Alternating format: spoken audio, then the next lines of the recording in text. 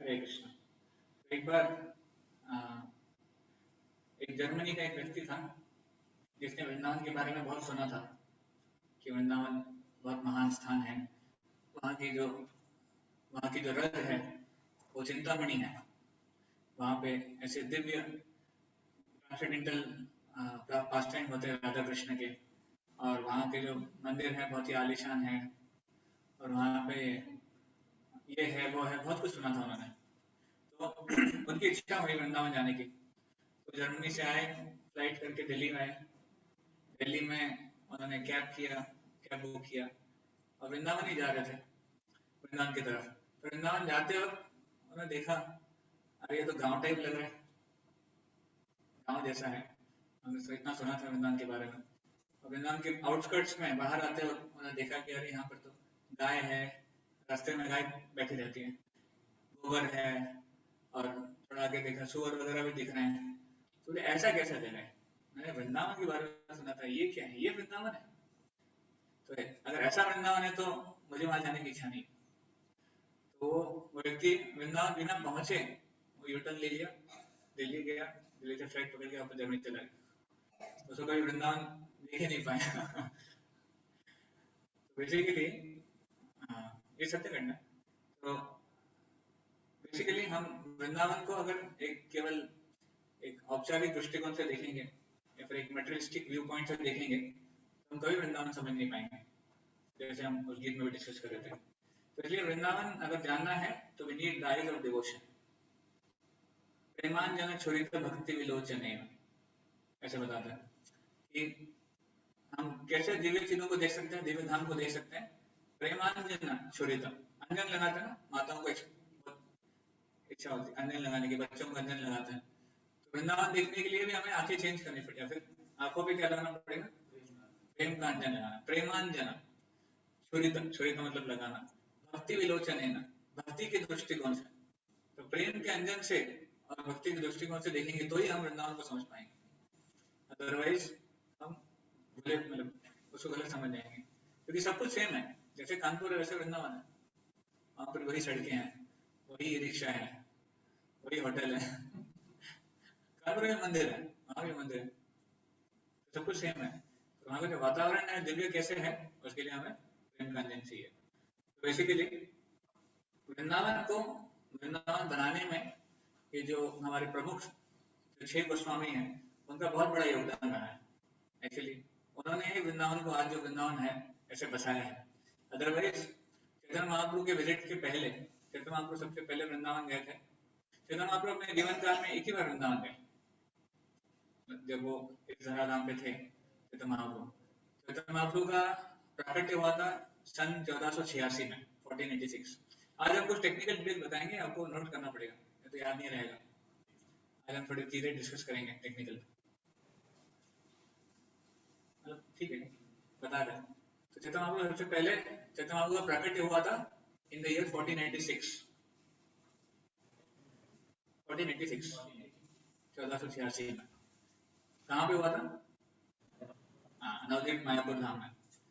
तो चैतन्य महाप्रभु पहले 24 साल चैतन्य महाप्रभु के जीवन के उन्होंने अपनी जो लीलाएं हैं नवदीप में, एक बाल्य लीलाएं करी और उसके बाद गृहस्थ आश्रम में कुछ लीलाएं करी। और 24 साल के बाद चैतन्य महाप्रभु ने संन्यास लिया। At the age of 24 Chaitanya Mahaprabhu संन्यास ग्रहण किया। तो चैतन्य महाप्रभु का संन्यास हुआ सन 1510 में, 1510 उसमें। और चैतन्य महाप्रभु इस धराधाम पे 48 साल के लिए थे, 48। तो 24 साल बाल्य लीलाएं और अन्य गृहस्थ लीलाएं और 24 साल संन्यास आश्रम में लीलाएं, ये चैतन्य महाप्रभु का एक जीवन का एक ओवरव्यू है। अब जो बचे हुए 24 साल थे उसमें चैतन्य महाप्रभु ने 6 साल ट्रेवल करके प्रचार किया। उसमें साउथ इंडिया गए थे चैतन्य महाप्रभु, 2 साल के लिए साउथ इंडिया का भ्रमण किया था, दक्षिण भारत का। इसलिए हम दक्षिण भारत में जब जाएंगे तो वहां पर भी चैतन्य महाप्रभु का प्रेजेंस है। श्रीरंगम में चैतन्य महाप्रभु 4 महीने रुके थे, जहाँ हम जाने का प्लान कर रहे हैं जनवरी में, क्योंकि चातुर्मास के समय चैतन्य महाप्रभु गए थे। और चातुर्मास में जनरली सन्यासी लोग ट्रैवल नहीं करते हैं, ये एक नियम होता है कि चातुर्मास के समय ट्रैवल नहीं किया जाता सन्यासी द्वारा। तो इसलिए 4 महीने के लिए श्रीरंगम में रुके थे चैतन्य महाप्रभु इस प्रकार। तो 2 साल की उनकी साउथ इंडियन ट्रिप थी, और वृंदावन गए थे, राम के लिए गए थे। ऐसे 6 साल के लिए चैतन्य महाप्रभु प्रचार किए एक्टिवली। और बचे हुए कितना 24 और 33 बचे हुए 18 साल चैतन्य महाप्रभु ने जगन्नाथपुरी में ही रहकर अपनी जो अंतर्गत लीलाएं हैं वो करी। और उसमें जो लास्ट के आई थिंक 10 साल, 10 या 8 साल आखिरी के, चैतन्य महाप्रभु महाभाव स्टेज पे थे। तो चैतन्य महाप्रभु है कौन? श्रीमती राधा रानी है। वो राधा रानी का भाव लेकर श्री कृष्ण आए थे। तो आखिरी जो 8 साल है बहुत ही कॉन्फिडेंशियल लीला चैतन्य महाप्रभु ने अपने बहुत ही निकट एसोसिएट्स के साथ की थी। उसका ज्यादा वर्णन नहीं आता है और ना ही हम उसको समझ सकते हैं कि हमारे राधा रानी की और उनकी सखियों की जो लीलाएं हैं हमारे समझ के बाहर है, तो इसलिए उसका ज्यादा वर्णन नहीं आता है। तो ये आखिरी के 8 साल में चैतन्य महाप्रभु ने किया था ऐसे। तो इसलिए पहले 24 साल नवद्वीप में, फिर 6 साल प्रचार, और लास्ट के जो 18 साल था जगन्नाथपुरी, ये चैतन्य महाप्रभु की जीवनी थी। तो इन 6 साल में चैतन्य महाप्रभु एक बार वृंदावन गए थे, और वो एक ही बार चैतन्य महाप्रभु वृंदावन गए 2 महीने के लिए, दैट्स ऑल। तो क्या कभी वृंदावन नहीं गए, लेकिन भगवान भी एक ही बार वृंदावन गए 2 महीने के लिए गए थे चैतन्य महाप्रभु, 2 महीने का उनका भ्रमण था। पर चैतन्य महाप्रभु हालांकि वृंदावन खुद नहीं गए, चैतन्य महाप्रभु ने अपने जो सबसे निकटतम पार्षद है, the most confidential associates, Goswami, Shri Goswami, उन सबको वृंदावन भेजा। तो अलग अलग जगह पे चैतन्य महाप्रभु ने गोस्वामियों को, मतलब पहले गोस्वामी नहीं थे वो, उनको भक्त बनाया और उनको दीक्षा प्रदान की, और फिर उनको सबको वृंदावन एक एक करके भेजा ऐसे। तो मैं कह रहा था कि चैतन्य महाप्रभु के जाने से पहले वृंदावन वो नहीं था जो आज है। वृंदावन की जो सारी थलियां थी वो लुप्त हो गई थी एक प्रकार से, मंदिर नहीं थे वहां पर, मंदिर तो अभी गोस्वामी ने बनाए, और जो भी कृष्ण के जो लीला स्थलियां हैं वो एक प्रकार से लुप्त हो गई थी, बहुत ही कम लीला स्थलियां बची हुई थी। तो चैतन्य महाप्रभु और उनके जो पार्षद हैं उन्होंने उसको उजागर किया, उन्होंने वहां जाके प्रार्थना करी, वहां जाकर तपस्या करी, तब जाकर ये सारी लीला स्थलियां उजागर हुई है आज जो हम देखते हैं ऐसे। तो इसलिए मैं कह रहा था कि चैतन्य महाप्रभु का वृंदावन को डेवलप करने में, उसको वो स्थान प्रदान करने में बहुत बड़ा कंट्रीब्यूशन है। तो आपको इन गोस्वामी के बारे में बताने के लिए तो बहुत कुछ है, हर एक गोस्वामी के ऊपर हम 4 क्लास कर सकते हैं, इतना कुछ है। बट एक संक्षिप्त में अगर बताया जाए उनके जीवन, या फिर उन्होंने कैसे एक एक करके वृंदावन गए, तो चैतन्य महाप्रभु जैसे मैंने बताया उन्होंने दीक्षा ली, उन्होंने संन्यास ग्रहण किया 1510 में कटवा में, कटवा नाम की जो स्थान है बंगाल में, वहां पर। और उसके बाद चैतन्य महाप्रभु की इच्छा हुई कि मुझे वृंदावन जाना है, तुरंत वो वृंदावन के लिए निकल पड़े थे। उनका इच्छा था कि संन्यास लेके अभी बचा ही गया, वृंदावन चले जाएंगे, वृंदावन में रहेंगे। पर उनका जो पहला वृंदावन का अटेम्प्ट था वो नित्यानंद प्रभु ने फेल कर दिया।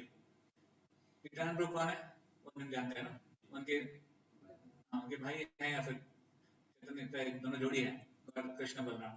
तो नित्यानंद प्रभु को समझ में आया कि अगर चैतन्य महाप्रभु वृंदावन चले जाएंगे तो उनके जो भक्त हैं, यहाँ के जो पार्षद हैं, वो सेपरेशन से मर जाएंगे, इतना विरह है।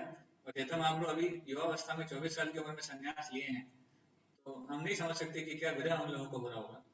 तो नित्यानंद प्रभु जानते हुए जानबूझकर चैतन्य महाप्रभु को उन्होंने डिस्ट्रैक्ट कर दिया। चैतन्य महाप्रभु अपने दिव्य उन्माद में थे, एक्सटेसी में थे, और उन्होंने कुछ बच्चों से पूछा यमुना का रास्ता कहाँ है, कटवा से यमुना की तरफ जा रहे थे, और यमुना पकड़ के उनका प्लान था कि वृंदावन पहुंच जाएंगे। तो उन्होंने पूछा यमुना का रास्ता कौन सा है, तो नित्यानंद ने पहले जाके बच्चों को बोल दिया था कि जब चैतन्य महाप्रभु पूछेंगे आपको तो ये साइड वाला बताना, ये साइड वाला नहीं।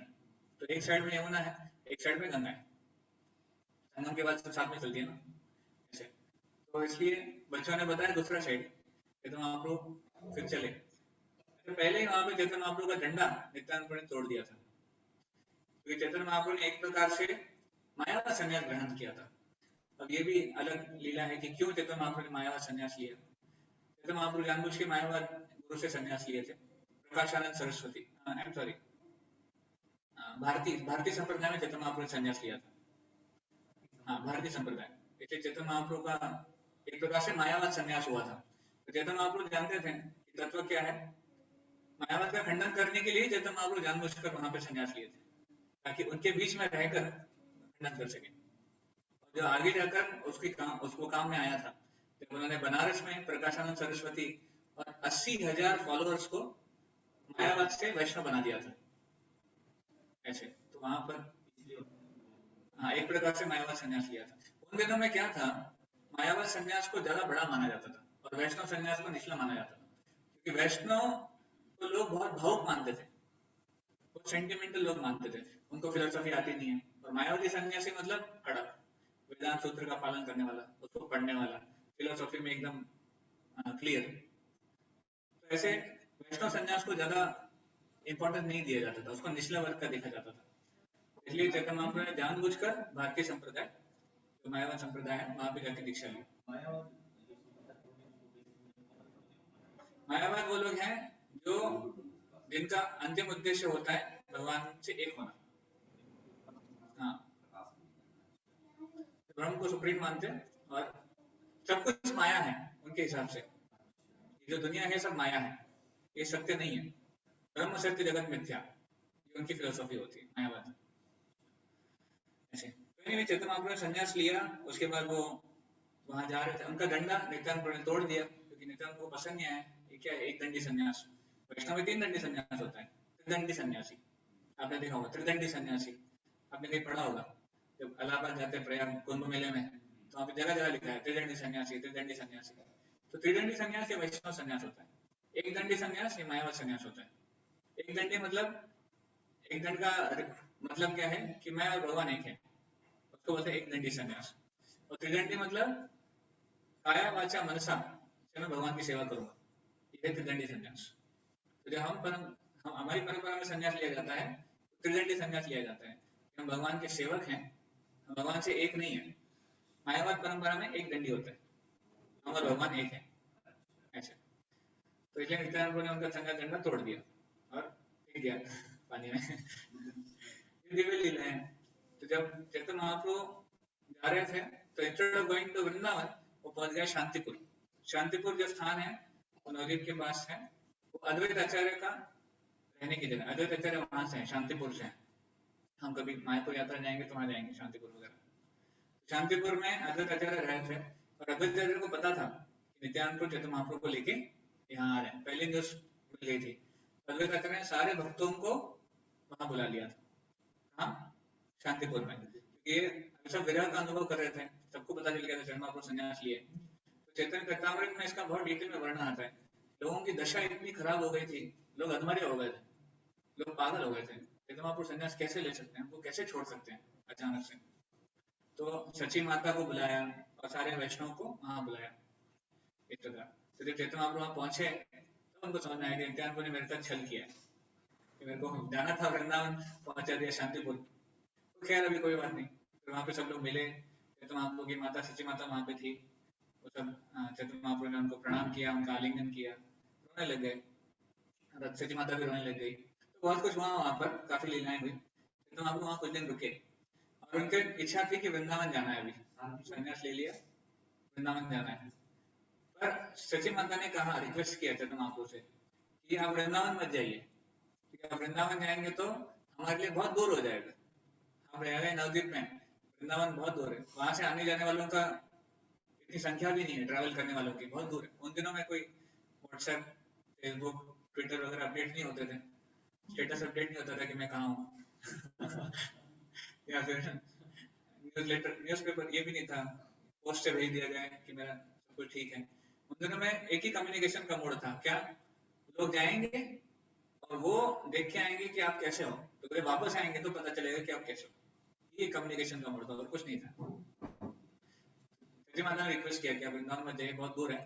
वही कृष्ण जो वृंदावन में है विराजमान, वही जगन्नाथपुरी में जगन्नाथ जी के रूप में है। कृष्ण ही है ना जगन्नाथ, वो कोई अवतार भी नहीं है, डायरेक्ट कृष्ण ही है वो, जगन्नाथ इज कृष्ण। तो इसलिए सची माता ने रिक्वेस्ट किया कि वहां चले जाइए, हाँ जगन्नाथपुरी चले जाइए। मायापुर में तो रह नहीं सकते, क्योंकि संन्यास लेने के बाद घर पे रहने की अनुमति नहीं है, घर के स्थान में भी नहीं रह सकते, तो क्या पुरी चली जाइए। पुरी से मायापुर नवद्वीप ज्यादा दूर नहीं है, लोग आते जाते रहते हैं। अगर अभी भी बाय ट्रेन देखा जाए तो 6-7 घंटे का जर्नी है बाय ट्रेन। तो उन दिनों में चल के कुछ दिन लगते होंगे, कुछ दिन या फिर कुछ महीने लगते होंगे, जो भी है। तुलना बहुत कम है। तो चैतन्य महाप्रभु मान गए फाइनली। फिर चैतन्य महाप्रभु जगन्नाथपुरी चले गए। तो ये पहला अटेम्प्ट था चैतन्य महाप्रभु का वृंदावन जाने का, वो फेल हो गया। उसके बाद हाँ, उसके बाद वृंदावन वहां जाने के बाद चैतन्य महाप्रभु ने कुछ दिन वहां पे रहे, वहां पे काफी भक्तों का उन्होंने उद्धार किया। सार्वभौम भट्टाचार्य और गोपीनाथ आचार्य, इन लोगों से मिले, सार्वभौम भट्टाचार्य को भक्त बनाया। अब ये भी अलग लीला है, ये अभी हम नहीं शेयर करेंगे। एक बहुत ही, सार्वभौम भट्टाचार्य ये बृहस्पति के अवतार थे। बृहस्पति देवताओं के गुरु, उनसे दीक्षा प्राप्त था, नहीं सॉरी, बृहस्पति के अवतार थे या उनके शिष्य थे, उनके शिष्य थे शायद। बहुत विद्वान पंडित हैं, पर एक प्रकार से ये भी मायावादी थे। हालांकि जगन्नाथपुरी में रहते थे, जगन्नाथ जी के हेड प्रीस्ट थे, पर मायावादी थे। तो चैतन्य महाप्रभु ने उनका उद्धार किया और उनको वैष्णव बना दिया उस समय। तो कुछ दिनों बाद चैतन्य महाप्रभु की इच्छा हुई कि अब मुझे साउथ इंडिया जाना है। उनकी इच्छा थी, सन्यासी को क्या करना है, सन्यासी को प्रचार करना चाहिए, सन्यासी का परम धर्म है। सन्यासी को एक स्थान पर रहना अलाउड नहीं होता है, उसको घूमकर प्रचार करना ये उनका धर्म होता है।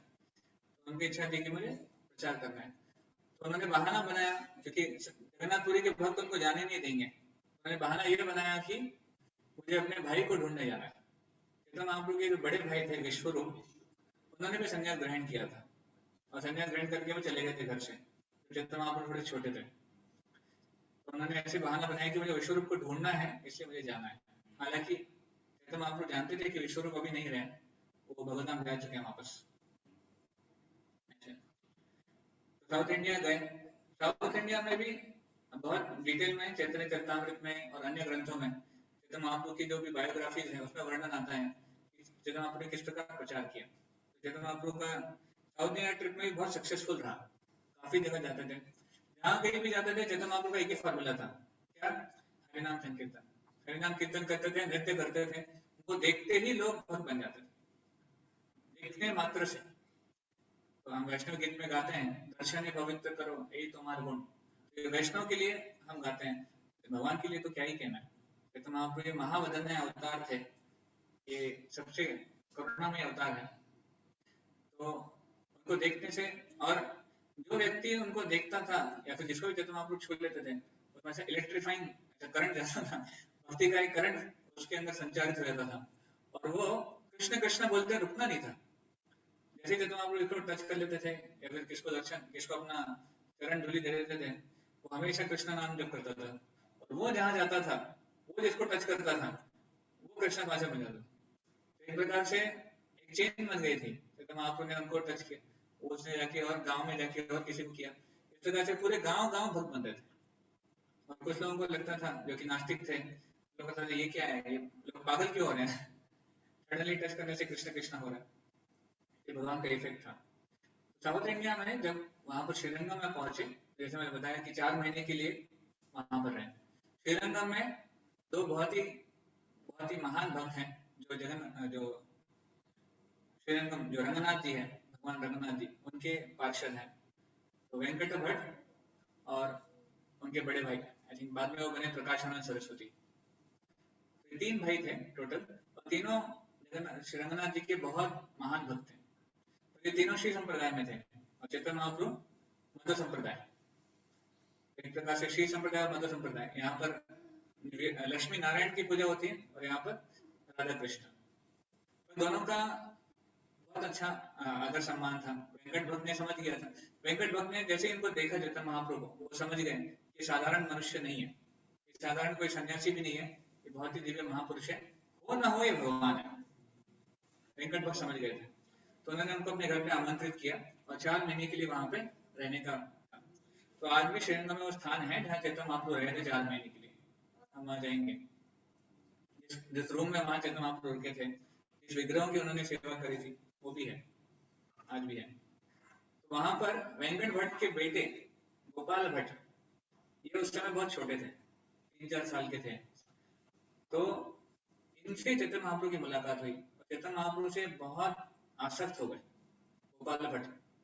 तो ये 6 गोस्वामी से पहले गोस्वामी हैं जिनको चैतन्य महाप्रभु मिले। हम 6 गोस्वामी पे आ रहे हैं। ये पहले गोस्वामी चैतन्य महाप्रभु को श्रीरंगम में उनकी मुलाकात हुई। तो गोपाल भट्ट चैतन्य महाप्रभु की बहुत सेवा करते थे, उनके साथ ही हमेशा रहते थे, छोटे से बालक थे, हमेशा चैतन्य महाप्रभु भी छोटे बच्चों से आदान प्रदान करते रहे।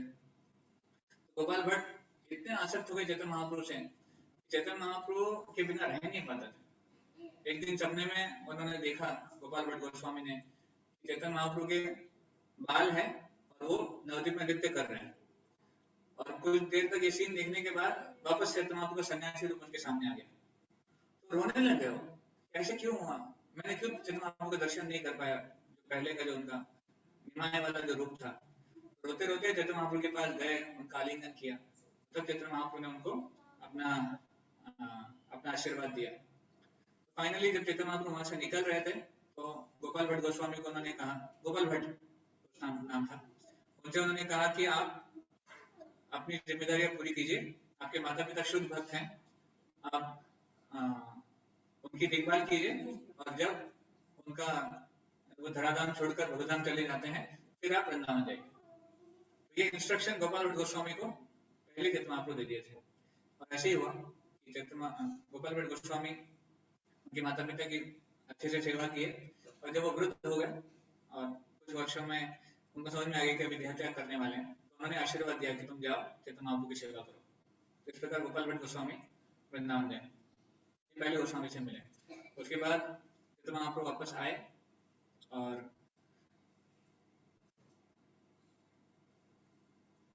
फर्स्ट वन गोपाल भट्ट गोस्वामी वापस आए साउथ इंडिया टूर से। फिर चैतन्य महाप्रभु की इच्छा हुई वापस वृंदावन जाने की। वृंदावन का जो इच्छा थी वो अभी भी पूरी नहीं हुई थी। हाँ, सीतापुरी गए, 2 साल के बाद वापस लौटे, कुछ महीने वहां पर रहे, भक्तों के साथ आदान प्रदान किया, और फिर वहां से वृंदावन के लिए निकले। अभी वृंदावन जाने के लिए वो रामकेली स्थान पे गए। रामकेली स्थान है बंगाल में, रामकेली। अभी ये स्थान वैसे देखा जाए तो वृंदावन और जगन्नाथपुरी के रूट में नहीं पड़ता है, चैतन्य महाप्रभु ऑफ ट्रैक गए। अभी क्यों ऑफ ट्रैक गए इसका खुलासा आगे होता है चैतन्य चरितामृत में। तो वहां जाकर चैतन्य महाप्रभु के साथ कई हजार भक्त थे। चैतन्य महाप्रभु बहुत पॉपुलर थे, बहुत ही विशेष थे, भक्त लोग उनको छोड़ नहीं पाते थे। इनफैक्ट बाद में भी हम देखते हैं 6 साल के बाद जब चैतन्य महाप्रभु ट्रैवल नहीं करते थे तो मायापुर से जगन्नाथपुरी हर साल हजारों भक्त जाते थे जगन्नाथ रथ यात्रा के समय। और ऐसी यात्रा पार्टी निकलती थी उनकी, और यात्रा लीडर होते थे, मायापुर से पुरी तक जाते थे, चैतन्य महाप्रभु के साथ 1-2 महीने रहते थे, वापस आते थे। तो इतना आसक्ति था भक्तों का चैतन्य महाप्रभु से। चैतन्य महाप्रभु जब सेकंड अटेम्प्ट में जा रहे थे वृंदावन, दूसरा अटेम्प्ट चल रहा है, तो उसमें वो रामकेली गए कई हजार भक्तों के साथ। उस समय रामकेली में ये नवाब हुसैन शाह इनका कैपिटल था, उनकी राजधानी थी, उनका वो बेस था। और नवाब हुसैन शाह के दो मिनिस्टर, एक थे साकर मलिक और एक थे दबीर खास। तो ये दोनों चैतन्य महाप्रभु को लेटर लिखते थे। ये दोनों है कौन? ये दोनों सनातन और गोस्वामी है। साकर मलिक और दबीर खास, ये नाम दिया था नवाब हुसैन शाह ने। इन दोनों का पहले का नाम था अमर और संतोष। इनका ये कहां से थे?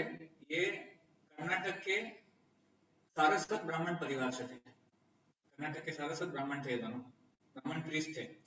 इनकी फैमिली शिफ्ट हो गई थी बंगाल में, उनके पूर्वज वहां पे शिफ्ट हो गए थे।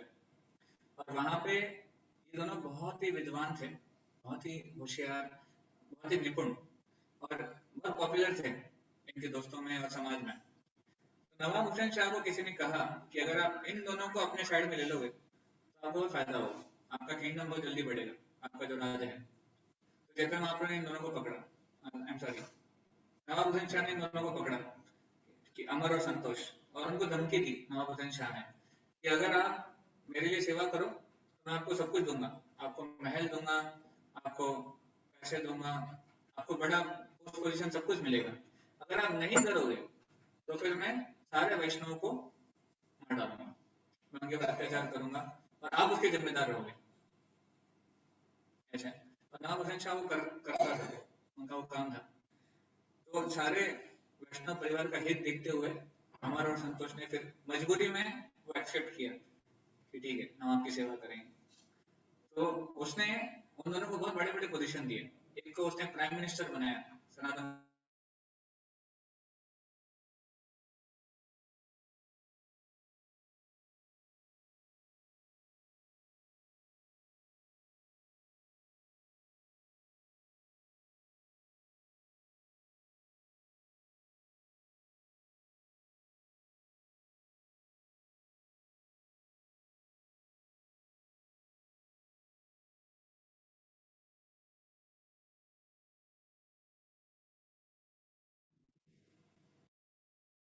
तो उस वृंदावन में सब कुछ था।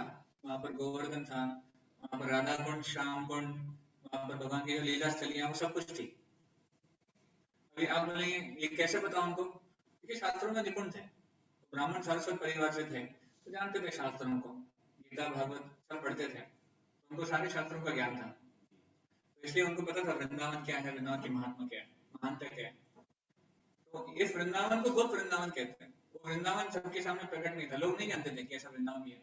रूप और सनातन गोस्वामी वहां जाकर प्रार्थना करते थे, वहां जाकर भगवान के नाम का जप करते थे, भगवान से हमेशा प्रार्थना करते थे कि कब हम यहाँ से छूटेंगे, कब हमारे यहाँ से छुटकारा होगा, कब हम भगवान चैतन्य महाप्रभु की डायरेक्ट सेवा में लगेंगे। तो चैतन्य महाप्रभु को कई बार वो लेटर भी लिखते थे, चैतन्य महाप्रभु ने अगर रिप्लाई नहीं किया उनका, एक बार रिप्लाई किया था चैतन्य महाप्रभु के लेटर का, और वो रिप्लाई भी ऐसा था कि एक कोड लैंग्वेज में था, कोड लैंग्वेज में, क्योंकि इनकी इच्छा थी कि नवाब हुसैन शाह का जो सेवा है ये छोड़कर भगवान की सेवा में लगना है।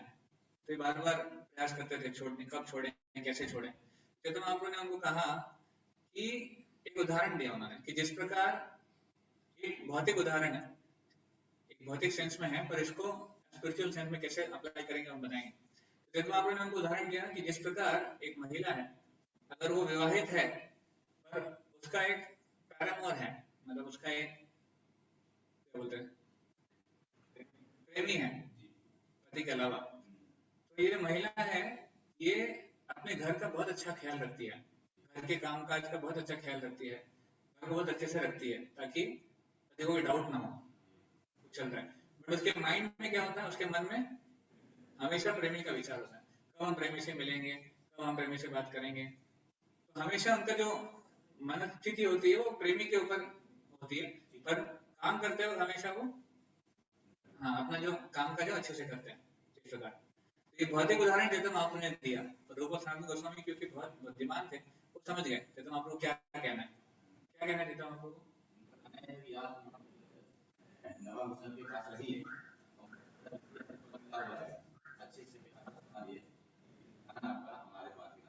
हाँ, तो आपकी चेतना हमेशा भगवान पे रखिए, वो हमेशा जो विरह है वो आप अनुभव करते रहिए, पर अपना काम काज ठीक करते रहिए, do your duties properly, don't let him come to no.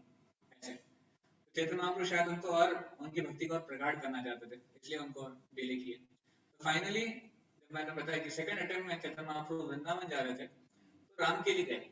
तो राम के लिए जाने का उद्देश्य था उनका रूप और सनातन गोस्वामी का उद्धार करना, और कोई उद्देश्य नहीं था। वृंदावन तो एक बहाना था, आउट रोड पर, हाँ वो वृंदावन के रोड पे नहीं पड़ता है जगन्नाथपुरी से। तो रामकिली में गए, रामकिली में रूप सनातन से मिलने आए, और रूप सनातन में बहुत ही अच्छा वर्णन इसका आता है चैतन्य चरितमृत में कि किस प्रकार वो उनसे मिले। तो रूप सनातन और उनके भाई थे, तीसरे उनके एक तीसरा छोटा भाई भी है, उसका नाम था श्री वल्लभ।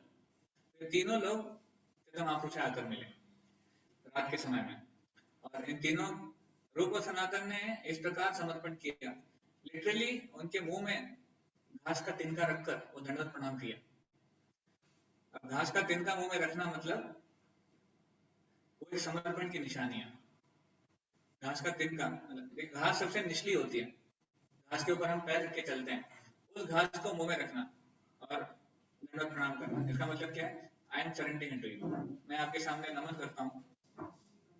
तो इसलिए ये ऑफकोर्स ये हम इसकी उपमा देते हैं कि दंते तृणोधरी, दंते तृण मैं आपको प्रणाम करता हूँ मुंह में घास का तिनका रख के। और रूप सनातन में एक्चुअल में ऐसा किया, चैतन्य में उसका फोटो भी आता है कि किस प्रकार वो घास का तिनका रख के सरेंडर करते हैं। तो ये कहने का मेरा मतलब ये है, रूप और सनातन की जो भक्तिमय भावना थी वो इतनी स्ट्रांग थी, हालांकि उनके पास सब कुछ था। रूप सनातन सारे ऐश्वर्य थे उनके पास, वो सुंदर थे, बुद्धिमान थे, उनके पास यश था, उनके पास धन था, उनके पास ऐश्वर्य था, सब कुछ था, पावर थी, सब कुछ था, बट फिर भी उनको उन सारे ऐश्वर्यों से कभी वो प्रभावित नहीं हुए। और उनकी जो भगवान में जो मति है, उनकी जो कृष्णा कॉन्शियस चेतना है, वो हमेशा बनी रही। हमेशा हम शास्त्रों के निचोड़ को ठीक से समझते रहे। कभी कभी ये चीजें आने से हमें गर्व हो जाता है, we become proud और we become distracted। किसी को बहुत ज्यादा ज्ञान होता है, वो थोड़ा डिस्ट्रैक्ट हो जाता है। किसी को बहुत ज्यादा यश होता है, वो अपना यश उसको फुला देता है ना, मन में हवा आ जाती है उसकी। किसी के पास बहुत ऐश्वर्य होता है, वो डिस्ट्रैक्ट हो जाता है। 6 ऐश्वर्यों में से एक एक ऐश्वर्य भी इतना शक्तिशाली है, और इनके पास तो एक साथ इतने थे, तो समझ सकते हैं कि कितना इनके पास क्या सिचुएशन थी।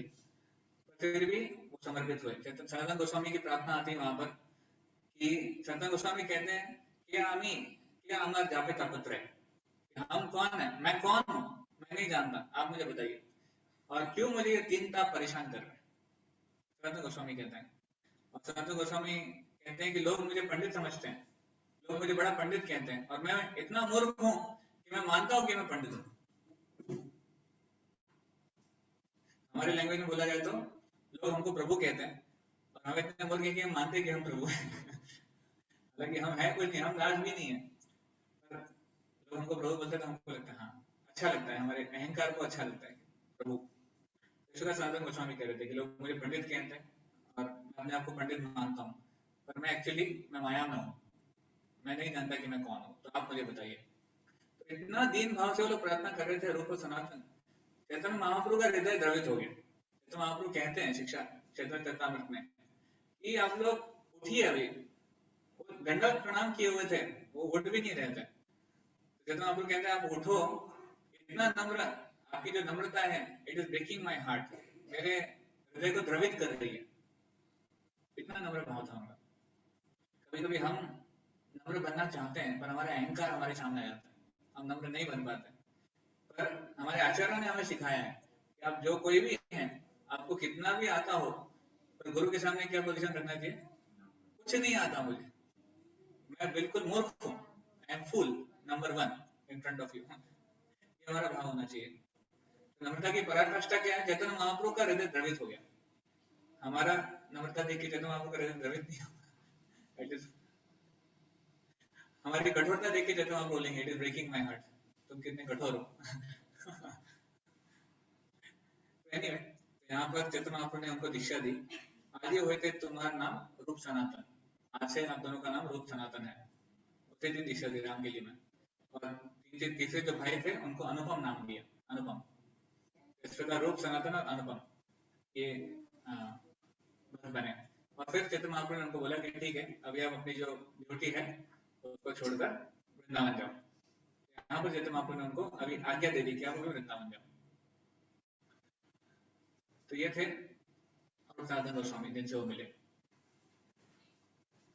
अच्छा, मैंने सेकंड गोस्वामी का नहीं बताया, मैं भूल गया। जब थोड़ा मैं फ्लैशबैक में जा रहा हूँ। जब सिद्धनाथ संन्यास लेके आए थे, तो पहले तो गोपाल भट्ट गोस्वामी से मिलने के पहले संन्यास लेके आए हैं शांतिपुर। शांतिपुर में चैतन्य महाप्रभु रघुनाथ दास गोस्वामी से मिले। तब रघुनाथ दास गोस्वामी की उम्र थी 16 साल।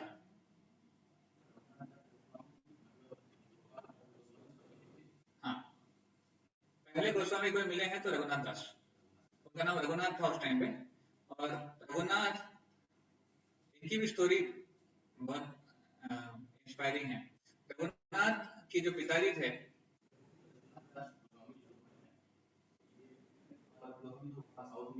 हाँ, वहाँ पे शांतिपुर में, हाँ, रघुनाथ गोस्वामी शांतिपुर के पास ही एक गांव है, भूल रहा हूँ, वहीं के हैं। रघुनाथ गोस्वामी के पिता और चाचा गोवर्धन मजुमदार और हिरण्य मजुमदार, इनके पिता और चाचा थे। इनके पास इतना ऐश्वर्य था, चरित्र में बताते हैं कि इंद्र जैसा ऐश्वर्य था इनके पास। और रघुनाथ दास गोस्वामी रघुनाथ एक लौटे बेटे थे, मतलब दोनों चाचा, मतलब दोनों भाइयों में एक ही बेटा था रघुनाथ। और इतना ऐश्वर्य था उनके पास, केवल एक टैक्स कलेक्टर्स, उनका काम था टैक्स कलेक्ट करते थे, बहुत धनवान थे वो लोग। रघुनाथ ने बचपन में ही चैतन्य महाप्रभु के बारे में जाना था, चैतन्य महाप्रभु के बारे में सुना था, और बचपन से ही उनकी भावना थी, उनकी चेतना थी कि मुझे चैतन्य महाप्रभु की तरह भक्ति में जाना है। और एक बार रघुनाथ के जो कुल गुरु, उन्होंने उनको हरिदास ठाकुर से मिलाया था जब रघुनाथ छोटे थे। हरिदास ठाकुर, ये तो हम जानते हैं इनके बारे में, मैंने बताया हरिदास ठाकुर के बारे में, ज्यादा नहीं बताया, ठीक है, कभी बताएंगे। हरिदास ठाकुर एक बहुत बड़े वैरागी थे, वो मुस्लिम परिवार में जन्मे थे, पर भगवान के इतने महान भक्त थे कि रोज भगवान के नाम का अनेक बार जप करते थे, 192 माला, ऐसे बोल 3 लाख नाम जप करते थे, 3 लाख नेम्स एवरी डे। तो अगर उसको कैलकुलेट किया जाए तो 192 माला होती है, और वो 192 माला करके भी प्रचार करते थे, उनका इतना टाइम 16 माला करना हमारे लिए थोड़ा बोझ बन जाता है। तो हरिदास ठाकुर बहुत बड़े वैरागी थे, तो हरिदास ठाकुर से ही प्रभावित हो गए थे रघुनाथ। और रघुनाथ जैसे हरिदास ठाकुर को देखे, उनके जीवन को देखे, तो रघुनाथ की इच्छा हो गई मुझे इनके जैसा बनना है, मुझे कुछ नहीं चाहिए जीवन में, इनके जैसा बनना है। तो 16 साल की उम्र में चैतन्य महाप्रभु से सबसे पहली बार मिले, और उनको बेसिकली वैराग्य धारण करना था, पर चैतन्य महाप्रभु परमिशन नहीं दे रहे थे।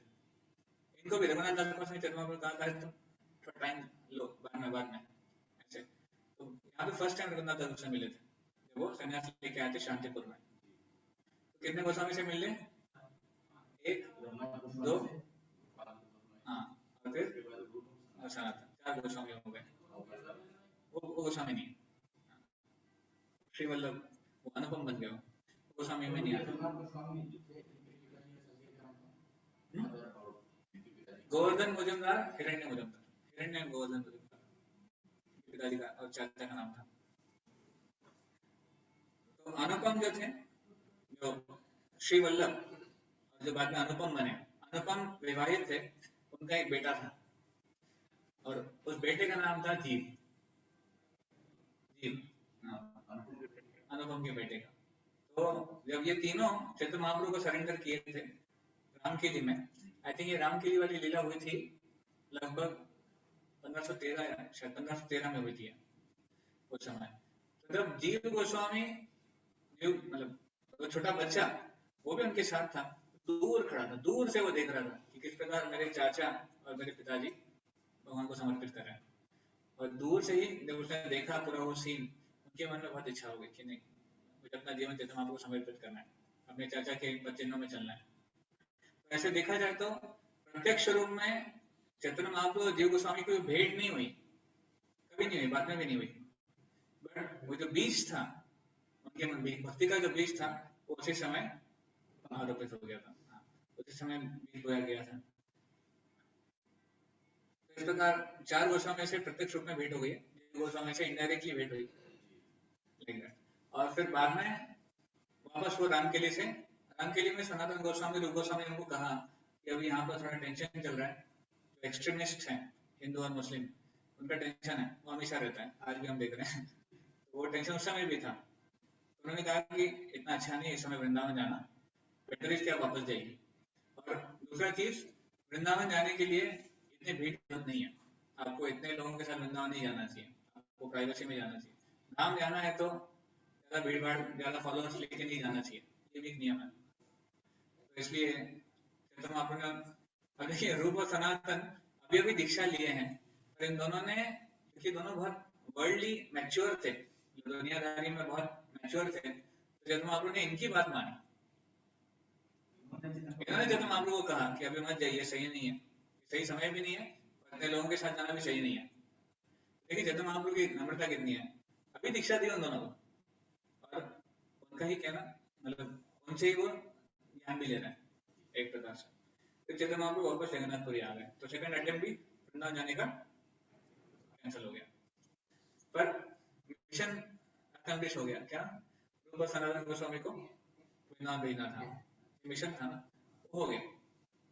एक्चुअली ये पहली मीटिंग्स के बाद, हाँ, रूप और सनातन की और मीटिंग्स हुई हैं, पर गोपाल भट्ट गोस्वामी की कहीं वर्णन नहीं आता है कि और मीटिंग भी हुई। गोपाल भट्ट गोस्वामी सीधे श्रीरंगम से जगन्नाथ अपना वृंदावन पहुंचे। रघुनाथ दास गोस्वामी मिले हैं, रघुनाथ दास गोस्वामी बाद में भी मिले, जीव गोस्वामी कभी नहीं मिले। तो 5 गोस्वामी हो गए, 4 डायरेक्टली, एक इनडायरेक्टली। अब इसके बाद चैतन्य महाप्रभु जब नेक्स्ट टाइम थर्ड टाइम वापस कुछ 1-2 साल बाद वृंदावन जाने की इच्छा प्रकट करते हैं, फिर चैतन्य महाप्रभु इस बार केवल 2 लोगों के साथ जाते हैं, एक सर्वेंट और एक असिस्टेंट, बलभद्र भट्टाचार्य और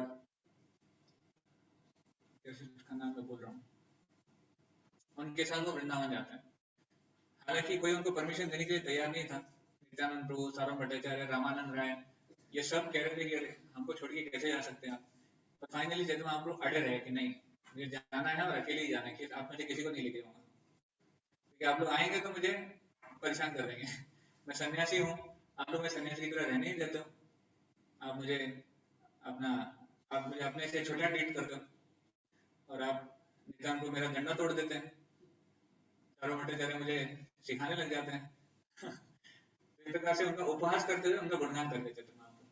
फाइनली उन सबने बोला ठीक है, आप एटलीस्ट एक सर्वेंट लेके जाओ, कि जब आप जाएंगे, आप कीर्तन करेंगे, आप नृत्य करेंगे, आप अपने होश में नहीं रहेंगे, कोई तो होना चाहिए जो आपका सामान संभाले, तो इसलिए एक सर्वेंट को लेके जाओ। जब महाप्रभु गए, जब आए जगन्नाथपुरी से वृंदावन के रास्ते में वाराणसी पड़ता है, बनारस, वहां पर चैतन्य महाप्रभु रुके थे तपन मिश्रा के यहाँ पर, तपन मिश्रा बनारस में, वाराणसी में। तपन मिश्रा, इनकी भी हिस्ट्री है।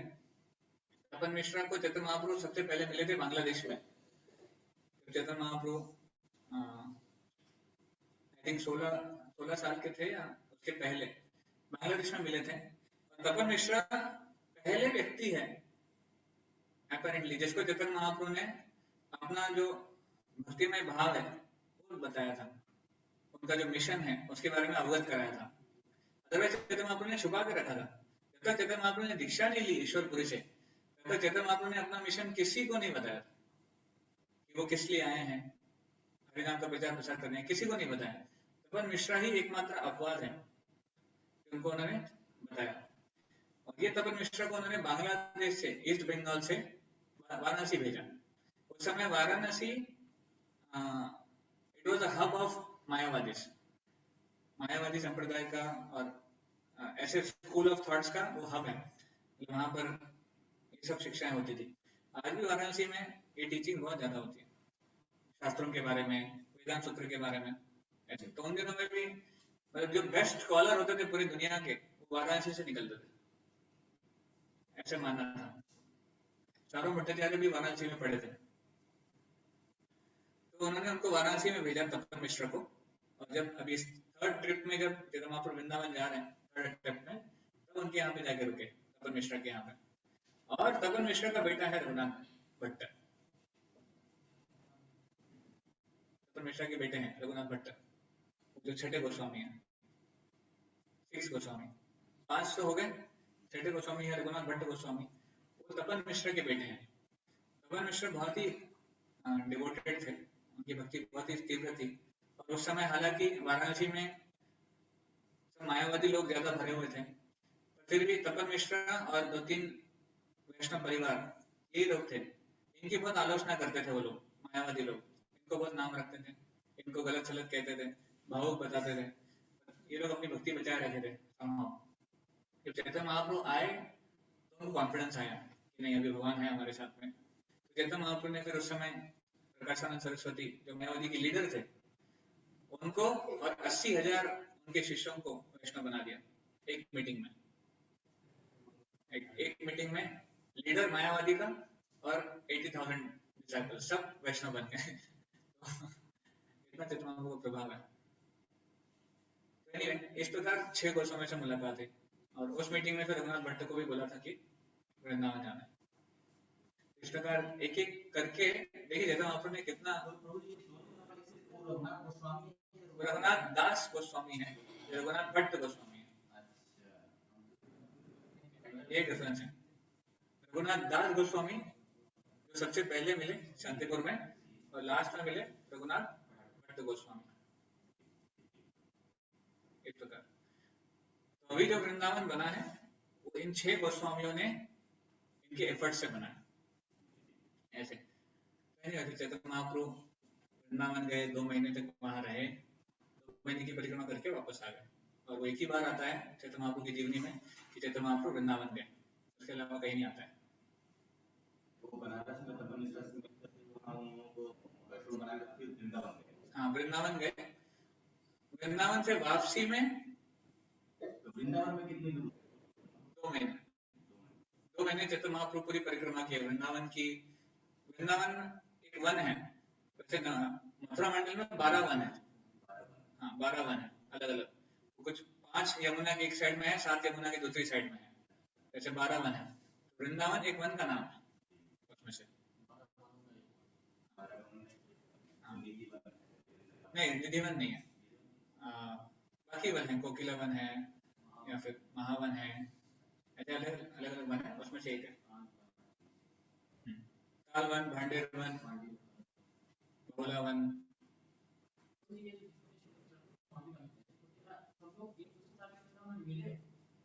हाँ वो साउथ से आ रहे हैं, उनको तो नहीं मालूम कि इधर रघुनाथ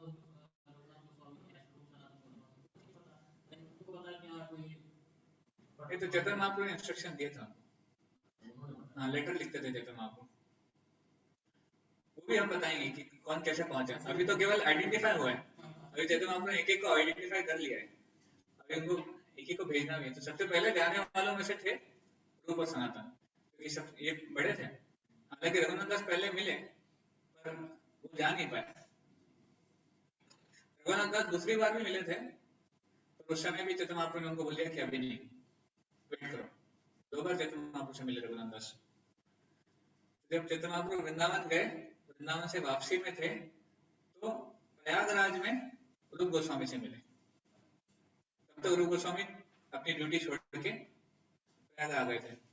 अब रूप सनातन ने कैसे छोड़ा, चैतन्य महाप्रभु ने उनको परमिशन दे दिया रामकेली में छोड़ना है, तो इवेंचुअली फिर उन्होंने छोड़ने का प्रक्रिया शुरू कर दिया। जब हम कंपनी छोड़ते हैं तो पहले लेटर देते हैं ना, रेजिग्नेशन देते हैं, फिर थोड़ा क्या होता है उसको, लास्ट के 2-3 महीने कुछ तो होता है। हाँ प्रोबेशन, नोटिस पीरियड। हाँ नोटिस पीरियड, उनको तो नोटिस पीरियड नहीं था, वो केवल छोड़ना था। रूप गोस्वामी तो प्रॉपर्ली छोड़े, नोटिस पीरियड देके छोड़े। सनातन गोस्वामी को भागना पड़ा था। हाँ क्योंकि नवाब हुसैन शाह छोड़ने वाले में थोड़ी ना था, नवाब हुसैन शाह तो उन दोनों को पकड़ा था ना, ये तो अत्याचार करते थे। तो रूप गोस्वामी ने जब छोड़ा, तो रूप गोस्वामी ने जो उनका सारा जो ऐश्वर्य था, उनके जो भी संपत्ति थी, उसको डिवाइड कर दिया,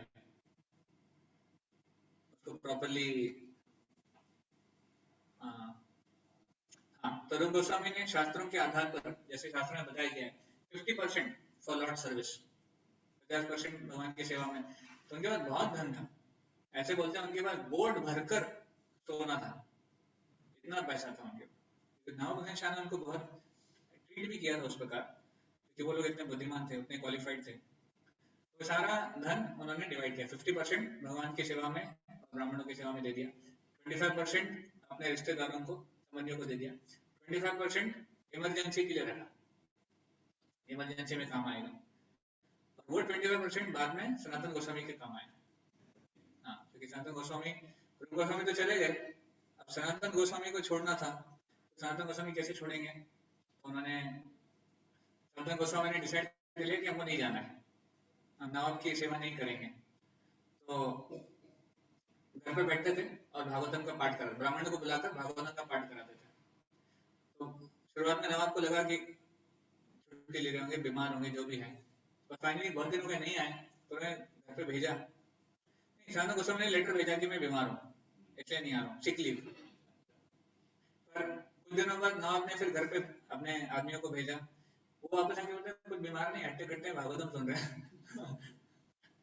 तो फिर नवाब हुसैन शाह खुद आए देखने के लिए, बोलते सनातन, साकर मलिक क्या है, बोले मैं तुम्हारे ऊपर डिपेंडेंट हूँ और तुम्हारे ऊपर इतनी जिम्मेदारी है, मुझे अभी दूसरे राज्य में जाना है, उनको लड़ाई करके उसको जीतना भी है, अगर तुम नहीं रहोगे, तुम नहीं संभालोगे तो कैसे होगा, आ जाओ बोले वापस।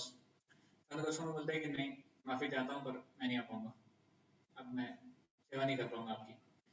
वो बहुत गुस्सा हो गया नवाब हुसैन शाह, उसने बोला कि अगर तुम नहीं आओगे तो मैं तुमको जेल में डाल दूंगा, तुमको मरवा डालूंगा। सनातन गोस्वामी बोला जो करना है कर लीजिए, हम नहीं आ पाएंगे। तो फाइनली भी सनातन को पकड़ के जेल में डाल दिया।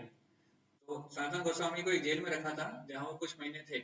आज भी वो जेल है, मतलब वो एरिया अभी भी है यहाँ पर। उस काली कोठरी में सनातन गोस्वामी रुके थे। और उन दिनों की जेल आज की तरह नहीं थी फैसिलिटीज के साथ। उस समय सही में जेल बहुत बदतर हुआ करती थी। तो सनातन गोस्वामी रहे थे, ठीक है, मतलब उनको वैराग्य लेने के लिए भी इतना संघर्ष करना पड़ा। पर उनका वैराग्य प्रति, मतलब वैराग्य इतना प्रायोरिटी था उनके लिए कि जो संघर्ष उनके जीवन में आया वो कुछ नहीं लगा उनको।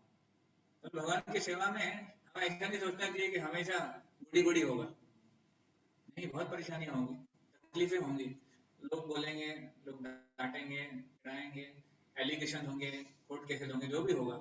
पर अगर हम फिक्स्ड अप हैं भगवान की सेवा करने के लिए, अगर हम डिटरमिन्ड हैं कि नहीं हमें भगवान की सेवा में लगना है, तो भगवान हमें कृपा देंगे, प्रेरणा भी देंगे। इंस्पिरेशन भी वही देते हैं, कृपा भी वही देते हैं। ऐसे सनातन गोस्वामी फिर वहां से बुद्धिमानी, सनातन गोस्वामी ने बुद्धिमानी अपनाई। सनातन गोस्वामी वहां के जो जेल कीपर थे, गार्ड, वो थोड़ा, वो मुस्लिम था और वो डिवोट, मतलब डिवोटेड मुस्लिम था। उसे बोला देखो यार, मैं भी आप ही की तरह हूँ, आप ही की जाति का हूँ, और मुझे थोड़ा, अब मुझे वृंदावन जाना है। मुझे जैसे आप अपने पीर जाते हो, जो भी आपका जो हेड है, मक्का वगैरह जो भी होता है, वो मेरी इच्छा है बोला। और आप अगर मेरी मदद करोगे तो आपको कितना पुण्य मिलेगा, है ना। किसी को अगर उनमें है ऐसा कि अगर किसी को वहां जाना है, मक्का मदीना या फिर उनके जो पीर बोलते हैं उसको, वहां अगर जाना है और कोई उसको मदद करता है तो उसको बहुत पुण्य मिलता है। ऐसे तो सनातन गोस्वामी ने वही कहा कि मुझे वहां जाना है, मेरे वहां वृंदावन जाना था ना, उनका मेन सेंटर था। तो उसने बोला कि देखो मैं आपको मदद तो करना चाहता हूँ, पर मैं क्या करूँ, आप मुझे छोड़ेंगे नहीं अगर नवाब को पता चल गया तो।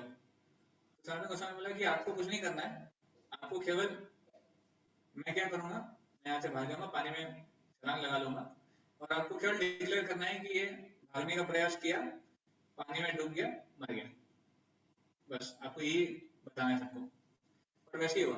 और इसके लिए उसको फिर बहुत सारी स्वर्ण मुद्राएं दी सनातन गोस्वामी, जो बचा हुआ पैसा था, हाँ, वो इसके लिए उन्हें लगाए। तो कभी कभी करना पड़ता है भगवान की सेवा में, ये चीज भी करनी पड़ती है। अगेन मतलब गोस्वामी से हम सीखते हैं कि प्रैक्टिकल लाइफ में भक्ति कैसे करनी है।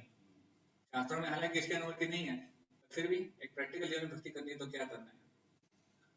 तो इस प्रकार से सनातन गोस्वामी पानी में कूदे, उसने सब जगह बोल दिया कि सनातन भाग रहा था और पानी में कूद के मर गया। वो निकल के वहां चले गए और जंगल के रास्ते से वो भी वृंदावन जाने का प्रयास करने लगे। एनीवे, रूप गोस्वामी पहले छोटे थे। रूप गोस्वामी से चैतन्य महाप्रभु मिले प्रयागराज में। प्रयागराज में भी दशाश्वमेध घाट है, वहां पे वेणी माधव मंदिर है।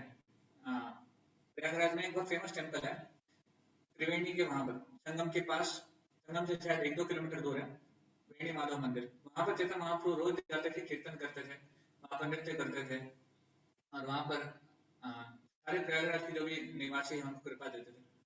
तो जब रूप गोस्वामी वहां पे आए, उनसे मिले चैतन्य महाप्रभु, रूप गोस्वामी समझ गए उनको देखकर ही जिस प्रकार ये व्यक्ति कृपा बांट रहा है ये चैतन्य महाप्रभु ही है। और फिर जब उनको साक्षात में दर्शन किया, और उस समय रूप गोस्वामी ने जो श्लोक है चैतन्य महाप्रभु के लिए जो हम बोलते हैं, नमो महावदन्याय कृष्ण प्रेम प्रदायते कृष्णाय कृष्ण चैतन्य नामने गौरविषे, प्रयागराज में रूप गोस्वामी ने ये श्लोक फाइंड किया।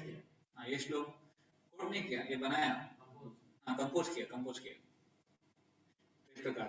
क्यों? क्योंकि नमो महावदन्याय, रूप गोस्वामी देख रहे थे कि ये केवल वदन्याय अवतार नहीं है, ये केवल कृपालु नहीं है, ये मोस्ट मर्सीफुल है। जिस प्रकार बिना किसी क्वालिफिकेशन के भक्ति बांट रहे हैं, ऐसा जो सबसे कृपालु भगवान है वही कर सकते हैं। देखिए भाई, किसी में कृपा होती है, पर हम भी एक लेवल तक कृपा को दिखा सकते हैं, उसके बाद हम भी थोड़े प्रैक्टिकल बन जाते हैं, हम भी थोड़े जजमेंटल बन जाते हैं।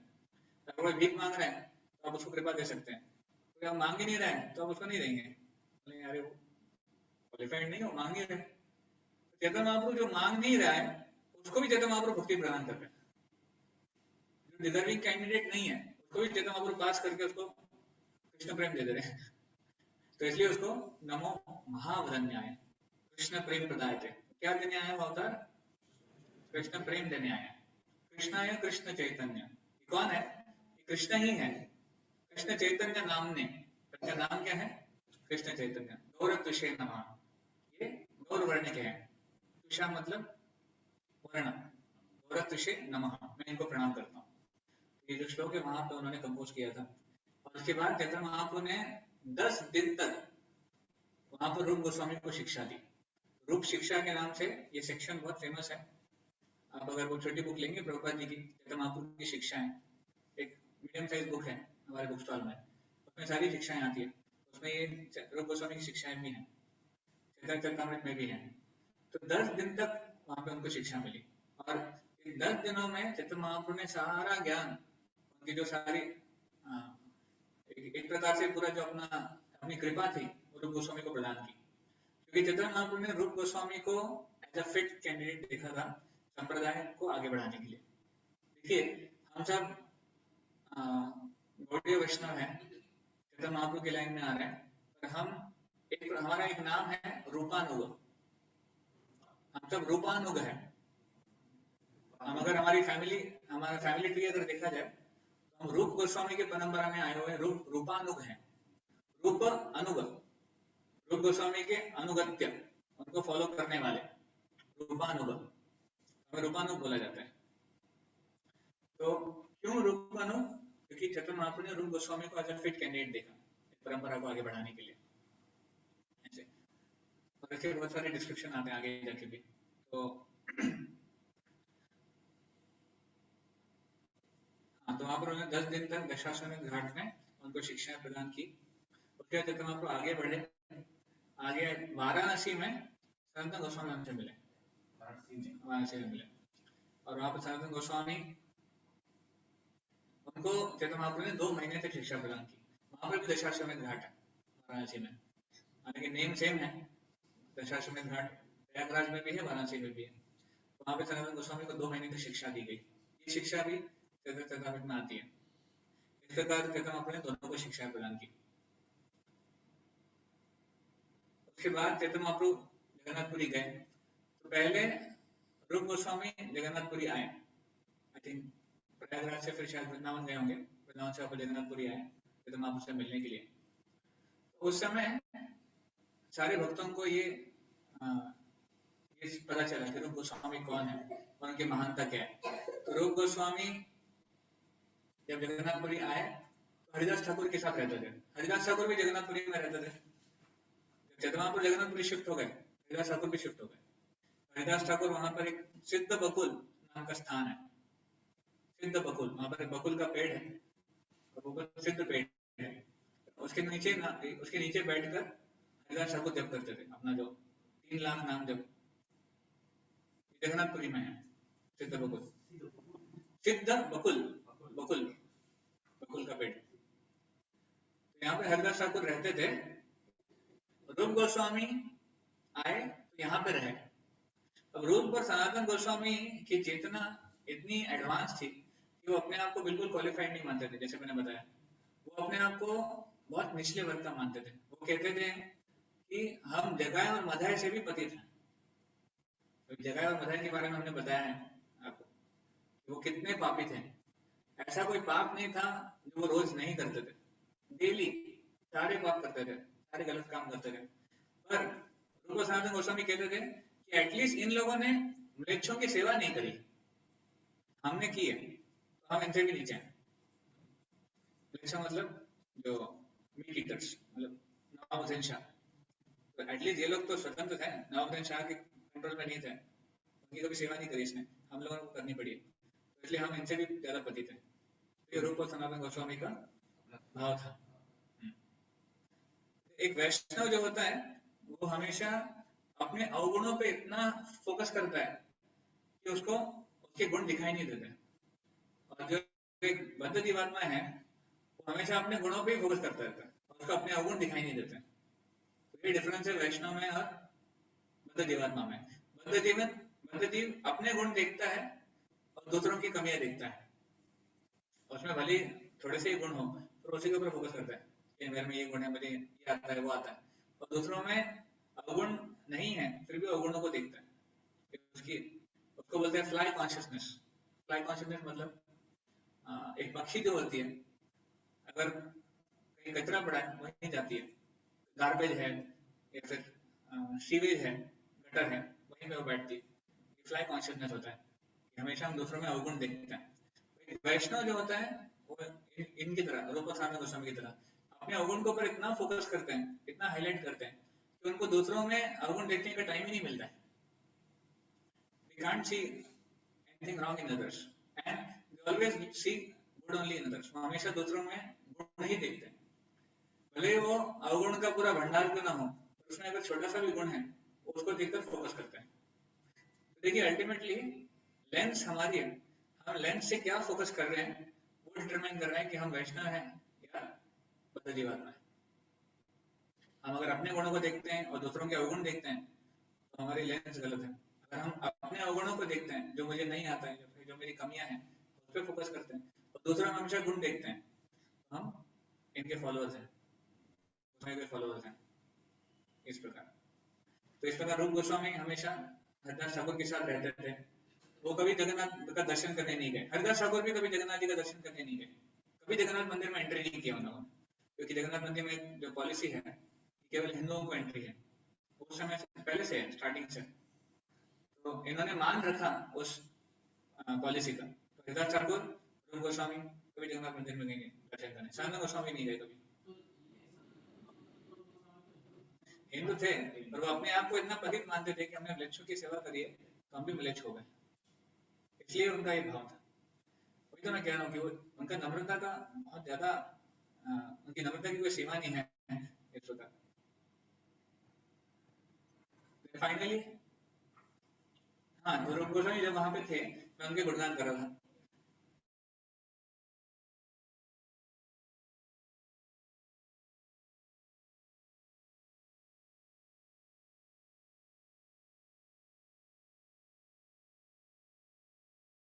चैतन्य महाप्रभु संकीर्तन दल ऑर्गेनाइज करते थे, जब भी रथ यात्रा होती थी चैतन्य महाप्रभु अलग अलग टोलियों के संकीर्तन करते थे और वहां पर खुद हर एक सारी टोलियों में जाके नाचते थे चैतन्य महाप्रभु। इसका डिस्क्रिप्शन आता है चैतन्य चैतन्य में भी आता है।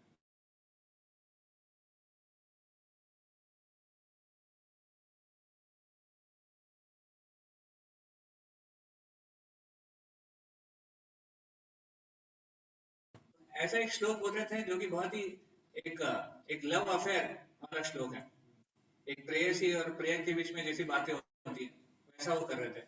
किसी को समझ में नहीं आई थी, तुम आपको क्या बोल रहे हैं, केवल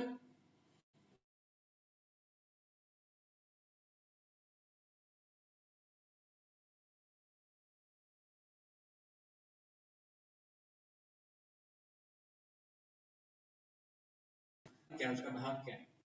चैतन्य महाप्रभु ने वापस आकर उस श्लोक का एक टिप्पणी, एक एक्सप्लेनेशन एक पेपर पे लिखा, पेपर नहीं पत्ते के ऊपर, उन्होंने पत्ता यूज होता था, उन्होंने पत्ते पे ऊपर वो एक्सप्लेनेशन लिखा। तो उन्होंने क्या लिखा,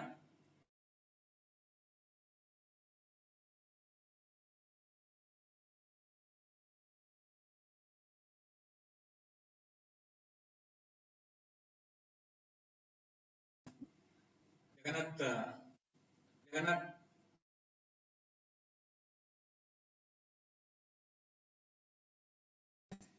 कृष्ण लीला से जोड़ दिया। कृष्ण लीला में जब ये लोग कुरुक्षेत्र में मिले थे, एक बार कृष्ण लीला में कुरुक्षेत्र में ऐसा मिले थे, राधा गोपियां और कृष्ण, तब कृष्ण राजा के रूप में आए थे। आई थिंक तब ये था सूर्य ग्रहण था उस समय। तो वहां पर राधा रानी प्रार्थना करती है कि हम, आप वही कृष्ण है, मैं वही राधा हूँ, हम यहाँ मिल रहे हैं पर हमें अच्छा नहीं लग रहा है। मैं आपको कहाँ मिलना चाहती हूँ, वृंदावन के वनों में, उन गुफाओं में जहाँ पे हमारे, जहाँ पे गोवर्धन है, जहाँ पे हमारे निकट पार्षद हैं, वहां पे हमें आपसे मिलना है, वहां पे हमें आपका संग करना है, हमें यहाँ पे पसंद नहीं आ रहा है। तो वही प्रार्थना चैतन्य महाप्रभु कर रहे थे ओल्ड लैंग्वेज में जगन्नाथ से। रूप गोस्वामी ने उसका एक्सप्लेनेशन लिखा कि मैं आपको वहां मिलना चाहती हूँ।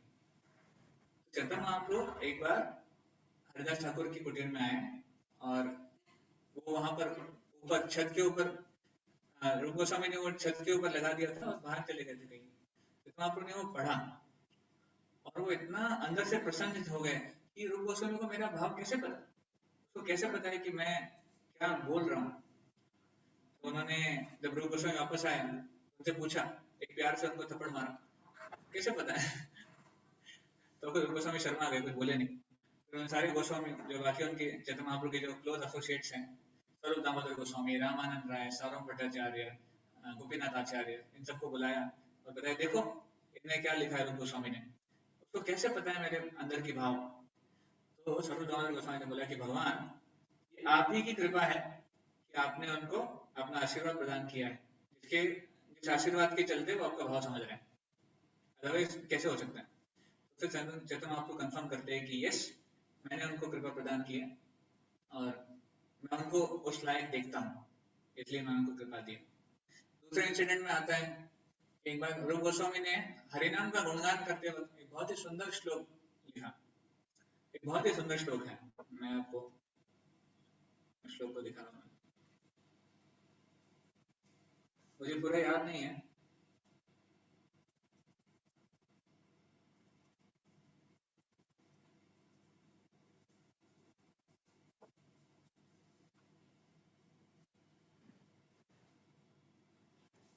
इसको याद करने पर मैं याद नहीं कर पा रहा हूँ। ओके, शेयर करता हूँ।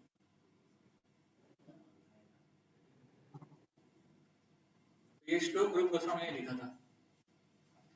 तुंडे तांडवनीरतिं वितनुते तुंडावली लब्धये कर्णक्रोधकटम्बिनी घटयते कर्णार्बुदेभ्यः स्पृहां चेतः प्राङ्गणसङ्गिनी विजयते सर्वेन्द्रियाणां कृतिं नो जाने जनितैर्कियाभिरमृतैः कृष्णेति वर्णं द्वयी। ये चैतन्य चरितामृत अंत्यलीला पहला अध्याय 99 नंबर श्लोक है। इसका मीनिंग बहुत ही सुंदर है। कहते हैं रूप Goswami, I do not know how much nectar the two syllables Krishna has produced. मैं नहीं जानता ये जो दो शब्द हैं, दो अक्षर हैं कृष्ण, इनमें कितना अमृत है। जब मैं कृष्ण के पवित्र नामों का जप करता हूँ तो मेरे मुंह में वो नृत्य करता है, और जब इस प्रकार का भाव आता है तो मुझे एक मुंह से ऐसा लगता है कि एक मुंह से मैं क्या नाम लूंगा, मुझे कई मुंह चाहिए, तब मैं जाके भगवान का नाम अच्छे से ले पाऊंगा। और जब ये नाम मेरे कर्णों के माध्यम से मेरे कानों में एंटर करता है तो मुझे ऐसा लगता है कि दो कान बिल्कुल कुछ भी नहीं है, मुझे हजारों हजारों कान चाहिए, मिलियंस ऑफ ईयर्स, लाखों कान चाहिए भगवान के नाम का आस्वादन करने के लिए। और जब ये कानों के माध्यम से मेरे हृदय में प्रवेश करता है, मेरे सारी जो इंद्रियां हैं वो निष्फल हो जाती, वो इनर्ट हो जाती हैं, कुछ कर नहीं पाता हूँ। तो ये गुणगान रूप गोस्वामी ने किया हरिनाम का। कुछ ये उनका लेवल है कि उनको एक मुंह और दो कान नहीं लग रहा, उनको हजारों मुंह चाहिए और लाखों कान चाहिए। हमारे केस में बिल्कुल उल्टा होता है। हमें लगता है कि चलो भगवान ने जितना दिया पर्याप्त दिया है, हम हरिनाम का आस्वादन नहीं कर पा रहे। ये जो आचार्य हैं हमारे, इन्होंने हरिनाम का आस्वादन उस लेवल पे किया है। हरिनाम है उतना मधुर, it is really like nectar, but because हमारा जो हमारी चित्त, हमारा जो चेतना है वो अभी हमारे अहंकार के कारण कलुषित है, और उसके वजह से हमारे हरिनाम का आस्वादन नहीं कर पा रहे। हम नहीं जानते हरिनाम में कितना रस है, वरना ऐसे ही नहीं हरिदास ठाकुर 3 लाख नाम जप करते थे रोज बिना टेस्ट के। जब टेस्ट आता है तभी तो व्यक्ति कर पाता है। ये ग्लोरिफिकेशन, ये गुणगान रूप गोस्वामी का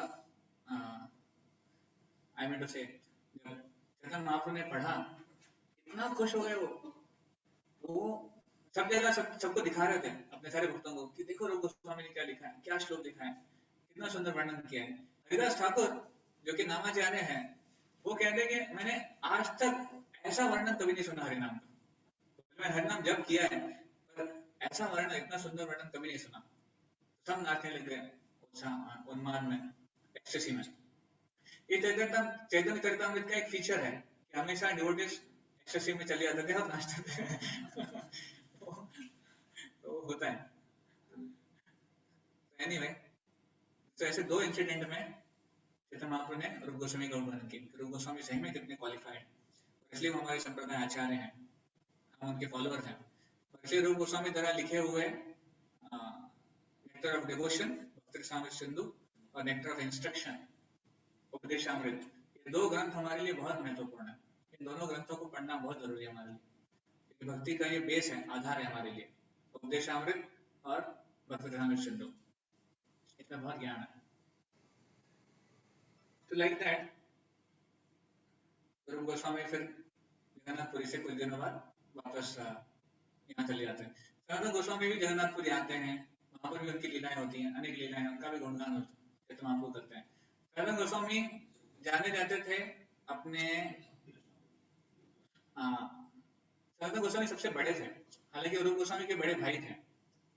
सनातन गोस्वामी जाने जाते थे, उनका जो स्वभाव था, जब वो ब्रज में रहते थे सबके मित्र थे। एक षड गोस्वामी अष्टकम आता है, श्रीनिवास आचार्य ने लिखा हुआ है षड गोस्वामी अष्टकम, तो उसमें वर्णन आता है कि धीरा धीर जन प्रिय प्रिय करो, ये जो सारे गोस्वामी थे, 6 गोस्वामी, धीर और अधीर दोनों के प्रिय थे, मतलब जेंटल एंड रफियन। अगर कोई रफियन व्यक्ति भी है, गुंडा टाइप व्यक्ति भी है, ये भी गोस्वामी के सामने शांत रहता था, और आपको डिवोटीज तो थे ही, तो ये माने जाते थे उसके लिए। सनातन गोस्वामी ये सब पूरे ब्रज में फेमस थे, सबको अच्छे से जानते थे, पूरे ब्रज में प्रयास ट्रैवल करते थे, और सबसे एकदम पर्सनल रहते थे, किसी घर में क्या चल रहा है वो जानते थे। आपके बेटे की शादी, आपके बेटे का जॉब हुआ कि नहीं, बेटी की शादी हुई कि नहीं, आपका कैसे चल रहा है, ऐसे पर्सनल उनका भाव था। हाँ, इसलिए वो गुरु, पूरा ब्रज उनको गुरु मानता था सनातन गोस्वामी को। जो गुरु पूर्णिमा हम मनाते हैं, वो सनातन गोस्वामी का तिरुभाव दिवस है, इसलिए मनाया जाता है गुरु पूर्णिमा। तो आज आपको उसका मीनिंग पूरा चेंज हो गया, आज उस दिन लोग गुरु को ये करते हैं, ऑफकोर्स वही भाव है। सनातन गोस्वामी के तिरुभाव के दिन गुरु पूर्णिमा मनाई जाती है, क्योंकि सनातन गोस्वामी को सब लोग गुरु मानते थे। हाँ, गुरु पूरे ब्रज में इस प्रकार।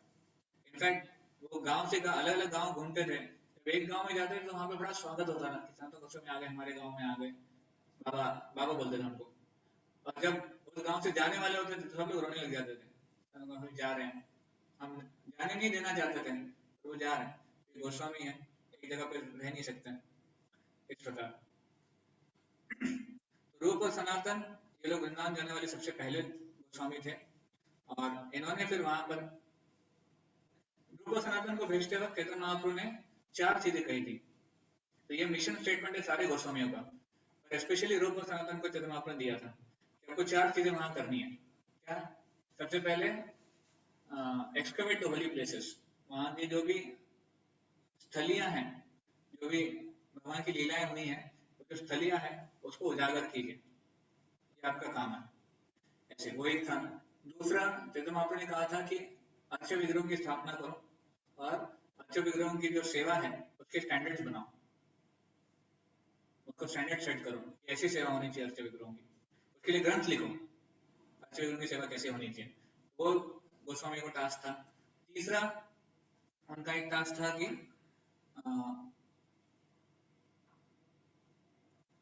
स्क्रिप्चर्स, शास्त्रों को, सारे शास्त्रों को पढ़ो, उससे निचोड़ निकालो कि कैसे साधना भक्ति या फिर शुद्ध भक्ति, प्रेममयी भक्ति सेवा, ये सारे शास्त्रों का निचोड़ है, ये आप ढूंढ के निकालो। तो आज हमें बोलना बहुत आसान लगता है, हम प्रभुपाद की बुक्स पढ़ते हैं, हम समझ जाते हैं कि सारे शास्त्रों का निचोड़ क्या है, शुद्ध भक्ति। पर उन दिनों में ऐसा नहीं था। उन दिनों में कोई व्यक्ति शास्त्र पढ़ता था, पूरा बेविल्डर हो जाता था, पूरा भ्रमित हो जाता था, क्योंकि ऐसा निचोड़ एक जगह पे निकाल के रखा नहीं था। होता है ना कभी कभी, अगर आपको मान लीजिए एग्जाम देनी है, कोई सब्जेक्ट है, और एग्जाम के लिए जब पढ़ना है तो पूरी बुक पढ़नी पड़ेगी। अगर किसी ने आपको उसमें से जो IMP है वो कॉन्सेप्ट निकाल के दे दिए, इंपॉर्टेंट सारे कॉन्सेप्ट, ये पढ़ के जाओ, पास हो जाओगे। तो उस प्रकार रूप गोस्वामी, सनातन गोस्वामी और बाकी अन्य गोस्वामी ने काम किया है, सारे शास्त्रों में से जो भी केवल इंपॉर्टेंट चीजें हैं भक्ति से रिलेटेड, वो निकाल के हमको दे दी। ऐसे ये उनका कंट्रीब्यूशन रहा है। अदरवाइज हम अगर शास्त्र पढ़ने जाते तो हम कभी कुछ समझ नहीं पाते, हम हमेशा भटकते रहते, और इसलिए कभी हम भक्ति बात को अपनाते ही नहीं। तो ये उनका तीसरा टास्क था कि सारे शास्त्रों से निचोड़ निकालो शुद्ध भक्ति, इसका, और उसको एस्टेब्लिश करो। कृष्ण की शुद्ध भक्ति जो है वो सबसे ऊंची है।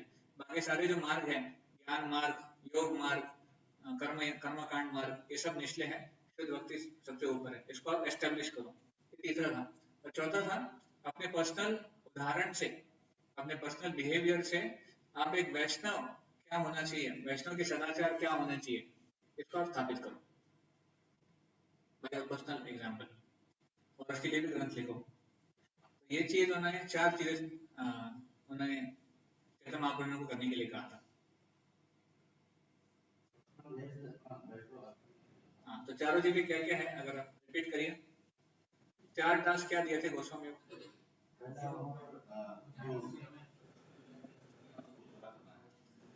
हाँ, जो वहाँ के जो फर्स्ट टाइम प्लेस है भगवान के, उसको उजागर करना है। सेकंड, हाँ, पहले तो अर्चे विग्रह को स्थापित करो, क्योंकि अर्चे विग्रह भी लुप्त हो गए थे। अर्चे विग्रह भी लुप्त हो गए थे। अर्चे विग्रह थे नहीं, क्योंकि 5000 साल पहले ब्रजनाथ ने